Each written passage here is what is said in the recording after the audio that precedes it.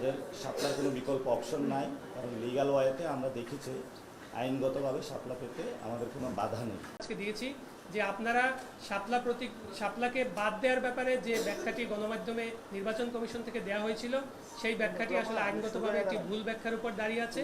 আমরা সেই জায়গাগুলোতে নির্বাচন কমিশনকে ব্যাখ্যাগুলো জানিয়েছি এবং স্পষ্ট করেছি যে আইনগত এটার কোনো বাধা শাপলাকে নির্বাচনী প্রতীক হিসাবে রাখার ক্ষেত্রে নাই। সেক্ষেত্রে আমরা নতুন একটি দরখাস্ত আজকে নির্বাচন কমিশনে জমা দিয়েছি যে শাপলাকে আগে এই প্রতীক হিসাবে তালিকায় অন্তর্ভুক্ত করা এবং জাতীয় নাগরিক পার্টি যদি নিবন্ধনের শর্ত পূরণ করতে পারে এবং নিবন্ধন দেওয়ার ব্যাপারে ইতিবাচক সিদ্ধান্ত গ্রহণ করে তখন যেন আমাদেরকে এটি বরাদ্দ দেওয়া হয়। আচ্ছা, কমিশন যেটা হয় যে যখন একটা দরখাস্ত দেওয়া হয় কমিশন এই দরখাস্তটা গ্রহণ করেন এবং তারা এটা বিবেচনার আশ্বাস দিয়েছে। আচ্ছা, এটার ব্যাখ্যা হলো 3টা প্রতীক আসলে আমরা চাইনি। আপনারা যেটা দেখবেন যে নির্বাচন কমিশনের যে একটা প্রেসক্রাইব ফর্ম ছিল সেখানে দফা 6 উল্লেখ করা ছিল যে আপনারা দল হিসাবে কোন প্রতীক আপনাদের বরাবরে সংরক্ষণের জন্য আবেদন করেন। সেখানে আমরা শাপলাকে আবেদন করেছিলাম।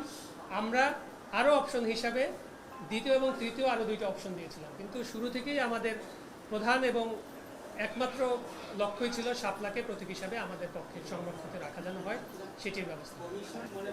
জি, এই প্রশ্নটি আপনি আমাকে করতে পারেন। আমাদের আগে অন্য একটি দল চেয়েছিল বলে আমরা দেখতে পেয়েছি।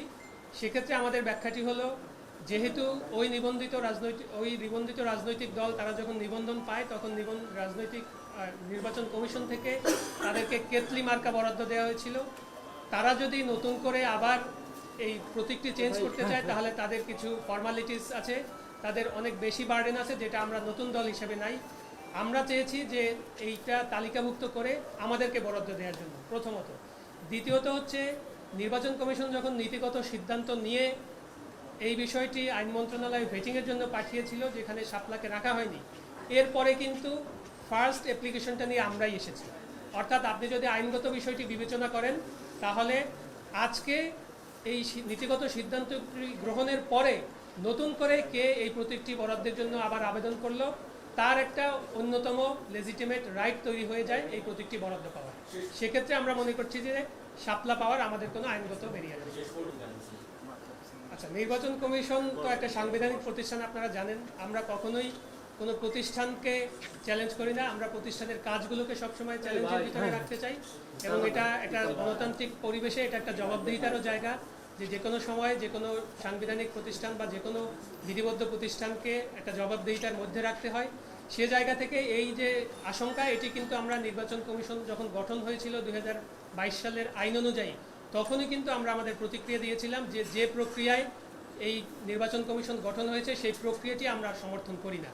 সেই অবস্থান আমাদের এখনো বর্তমান আছে এবং আপনারা জানেন যে আমরা ঐক্যমত্য কমিশনের যে সংস্কার প্রস্তাবগুলো নিয়ে আলোচনা হচ্ছে সেখানেও নির্বাচন কমিশন সহ অন্যান্য সাংবিধানিক প্রতিষ্ঠানের নিয়োগগুলো যাতে স্বচ্ছ এবং সুন্দরভাবে হয় সেখানে কিন্তু আমাদের আলাদা প্রস্তাবনা আছে এবং সেটার জন্য আমরা কথা বলছি। না, এটি আমরা আশাবাদী যে আমরা যে আইনি ব্যাখ্যাগুলো দিয়েছি এগুলো কমিশন বিবেচনা করবেন এবং এখন যে পরিস্থিতি দাঁড়িয়েছে যে আমাদের এই আজকের দরখাস্তের পরে কমিশন এটা যদি না করে তাহলে আমাদের চেয়েও ভালো আইনি ব্যাখ্যা তাদেরকে দিয়ে জনগণকে কনভিন্স করতে হবে। আমরা তো নির্বাচনের আগে ইসি পুনর্গঠন করতে হবে, স্ট্রেট ফরওয়ার্ড, এবং ইসি যেভাবে পুনর্গঠিত হয়েছিল সে আইনটারও পরিবর্তন করতে হবে এবং ঐক্যমত্য কমিশনের যে নতুন যে সিস্টেমগুলো আছে সেটা অনুযায়ী এই ইসিতে যারা সাংবিধানিক প্রতিষ্ঠান অনুযায়ী নিজের ভালো কাজের পরিচয় দিয়েছেন তাদেরকে রাখা যেতে পারে, কোনো ব্যক্তি আকারে না। এইসি পুনর্গঠন করবে অনেকে তাদের ব্যক্তি জায়গা থেকে একটা দলীয় মুখপাত্র হিসাবে কাজ করছেন। 2 নম্বর জিনিস হলো